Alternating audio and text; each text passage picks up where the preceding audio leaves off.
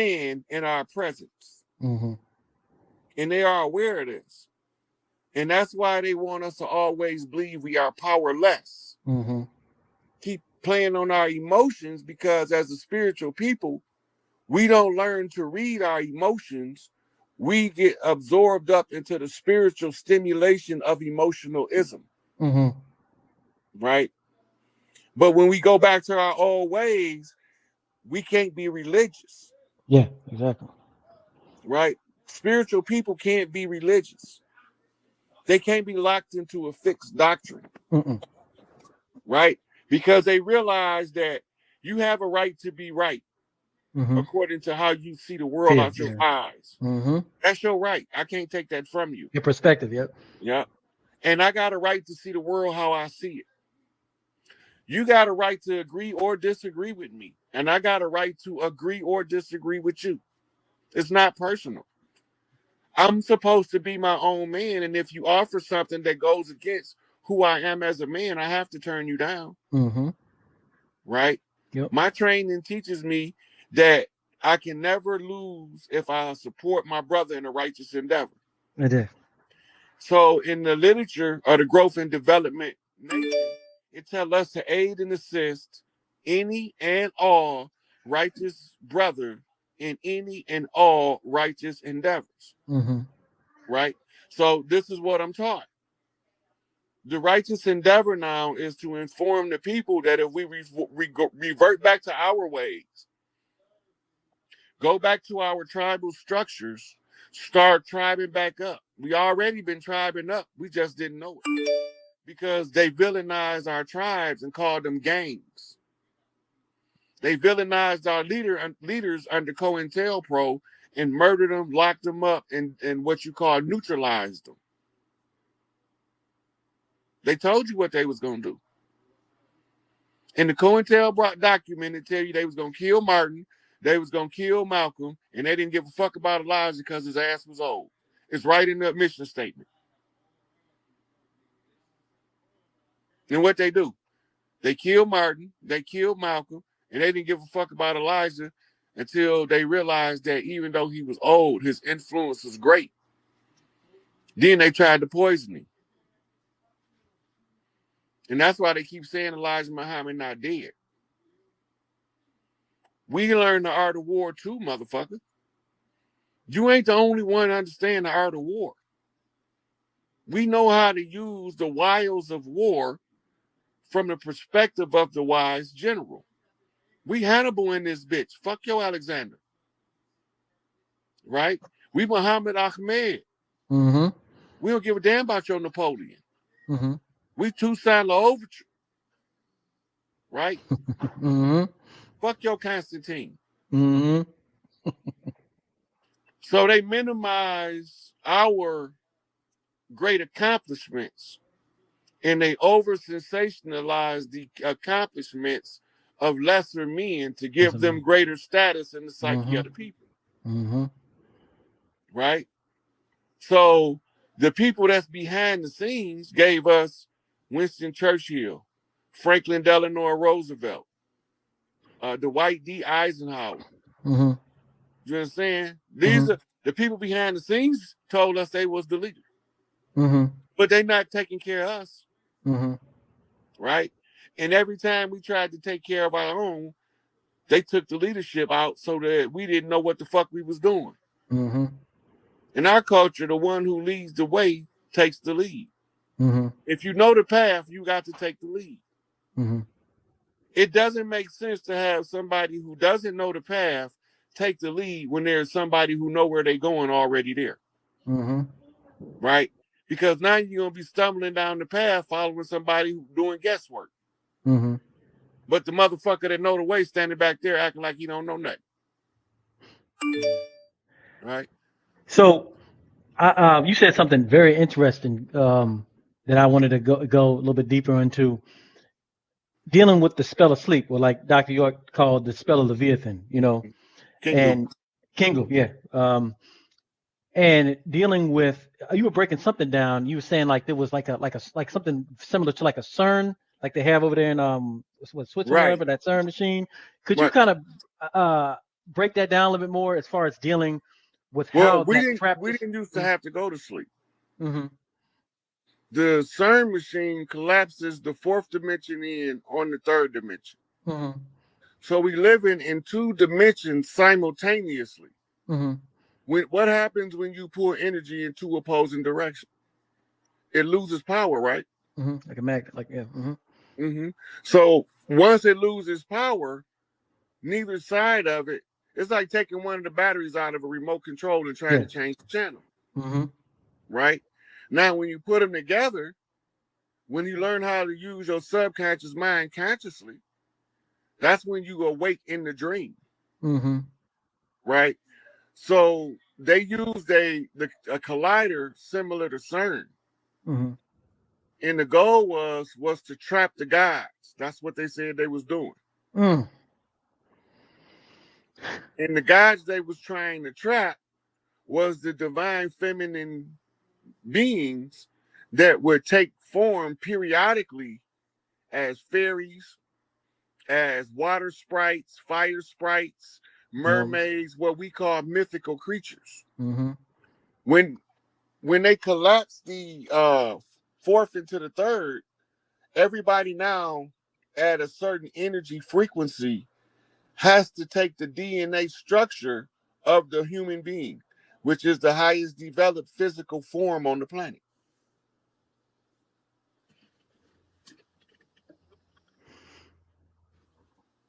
Got you. So I'm gonna backtrack a little bit, going back to the land, because when I first got the information, it was back my first lecture I ever saw was Ivan Van Sertima in actually Richmond, Virginia. They came before Columbus. He was doing a lecture on that. I went through Bobby Hemmett, all these individuals in the 90s. You know what I'm saying?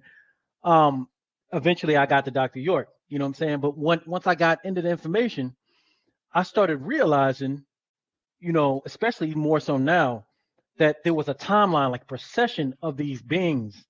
You know, Noble Dry Lee, um, I'll even say Master Farad Muhammad.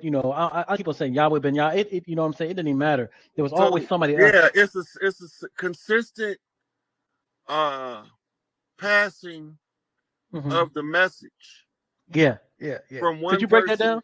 Right. So it's like playing a game, Hmm. right? They just call it the game of the gods, right? So it's part of fifth dimensional galactic chess. All of the leaders on the land have to put all of the grievances out in the public. And all of the upcoming chiefs have to work on a part of the problem until they can solve all of the problems presented by the elders that came before them. So this is why Noble Drew Ali said, I'm gonna leave these people in power long enough for y'all to learn how to run a government, because they had to give us a series of different contexts in which to work together in order to change the paradigm and to use our structure to remove the legal fiction on the land.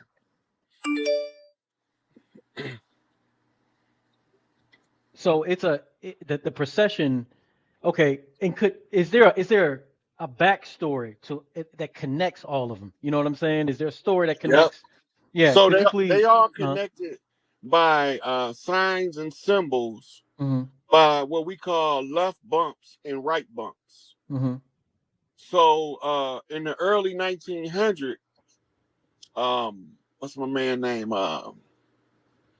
W.B. Du Bois was arguing um, education over being industrious with man, I can't think of my man name right now.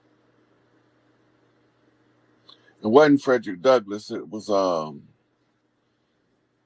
anyway, they was arguing over whether the solution to our condition was education, mm-hmm, which was the position of Du Bois. mm-hmm. And the other brother position was we needed to be industrious and work generating some kind of economic upswing for the collective in the community, Mm-hmm. right? So Du Bois' position was you can't the record of his crimes that was written in the Sumerian tablets, in the hieroglyphics, in Sanskrit, in Ugarit, in Chinese,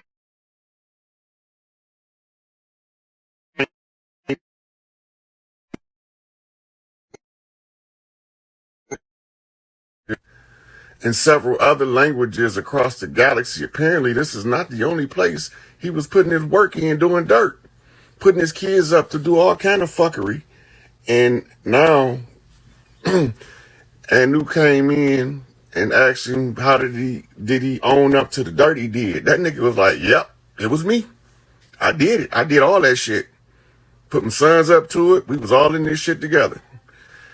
And this Inky has been tasked with taking Enlil's children that was left on Earth back to Nibiru. Anu apparently appointed Inky as the governor of Nibiru now. I knew he was leaving, but I didn't know that was why. But he came back to collect Enlil's children to give us new genetic upgrades. But he not going to personally, they not going to like, ain't no scientists in the lab going to inject the upgrades. What it is a program that's going to come through the solar flares. So everybody give a big shout out to the brother Kalak, because he the one who's tracking the prokaryotic and eukaryotic cells interaction with the solar flares, radiation, and the Schumann resonance. So Enlil ass is in intergalactic lockup, so to speak, and they are stripping him of all of his rank and sending him to what we would call a restricted will universe, or a prison planet, so he can get a taste of his own medicine, right? So big ups to the brother Kalai for keeping track of the interaction between the sun and the people. He been doing a good job. A lot of people want him to get into stuff that's not his lane. He ain't gonna jump in somebody else's lane. He's doing what he's supposed to do. And big shout out to the young elder for helping us to get this information out to the public in a digestible format. And then who else? Shout out to Orient Daystar. Bang bang. Yeah. Orient Daystar, that's my dude. He be dropping mad motherfucking shit. Shout out to motherfucking the pilot man, handling God's responsibilities and shit. Right? So it's a lot of us. I can't name everybody, but I do know this, that recently in the last couple of months, last month and a half or so, Enlil owned up to his shit. Now they put it in the public domain for me to find it, and the people sent it to me so I can give y'all the report. I remember when Inky came back last year and they gave the report, and Enlil had scurried off. When he left, he was pretending to be Maitreya, or he was using the term Maitreya. Maitreya was one of the ascended masters, and the real Maitreya and Enlil two different people, but Maitreya is a title. The real Maitreya, we know him as a singer. I forgot what his name used to be, but he sang, "Kiss me, lover, wishing well, to kiss and tell." That's the real Maitreya. The imposter Maitreya that landed in Africa was Enlil punk ass. So now what we face with is, are y'all ready? Because the shit about to pop like motherfucking pimple on fat lady ass. So it's a whole lot of sisters that been doing the work. If any guy that y'all see any of us communicating with is trying to get a congregation of sisters to move with them, that ain't got nothing to do with us. If you come to me and ask me who's organizing for the women, I'm flat out telling you, either go see the sister at Reawakened Minds, Myra Moss, or I'm going to send you to beginner's class at the MGT. Terrence Trent D'Arby, yep, that's his name. That's the real Maitreya, the real master of the love language. That's what it means, master of the love language. And he's been fighting these motherfuckers just like Kanye, just like Kyrie Irving, but they don't know, they don't got no more power. Now we got to take our own power individually back We get collective power when we go to the individual power itself. In other words, when you start applying your own willpower to your own life, that's when we start collectively doing that individually. Then we seize collective power of the earth as the earthborn. So this shit a wrap. So Enlil is assuming command of Nibiru. The Galactic Council and several other councils converged. The security force, which is the Andromeda Council, is the ones who is was guarding the gates to keep them out of our while we was going through this bullshit. So now they got his ass. And you got him. He done fessed up and owned up to all the dirt he did. That's that shit gangster. Cause ain't no way out. But you can't lie to the Galactic Council because they know everything.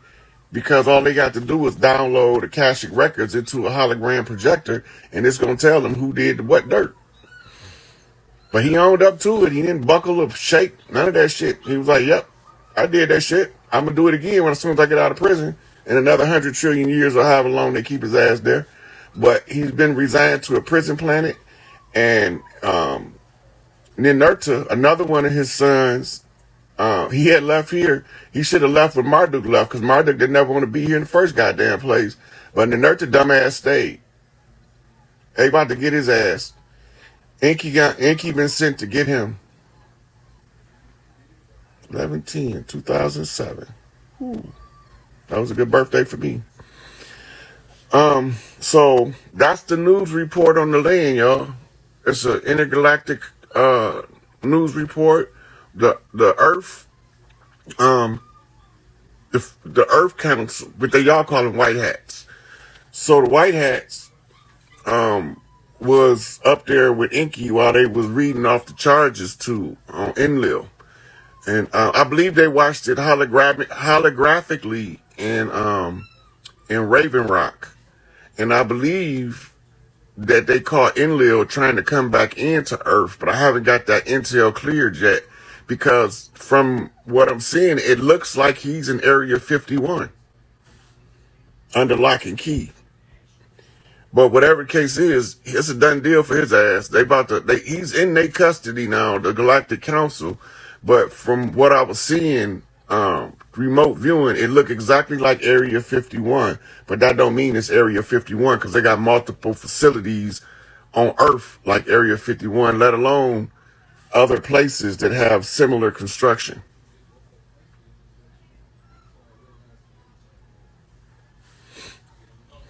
Marduk went back to where he ruled at. He didn't come in doing dirt. All he did was enforce the rules to the redemption. He was the one who ended up saying, "Look, I don't want no parts of this shit, but if all y'all motherfuckers gonna be blind, deaf, and dumb, I'm just gonna enforce the rules that y'all got already. I'm not gonna make no new rules." So he didn't want to war with NEGPIFOR and his cousin named Marduk. So you got to remember, it's two of them. One is Enki's son, one Enlil's son. Enlil's son didn't want nothing to do with this shit, but he's following his daddy orders, and Anu commissioned him as one of Enlil's lieutenants. So he was going to come, but he got his own shit to rule. He didn't want to be here.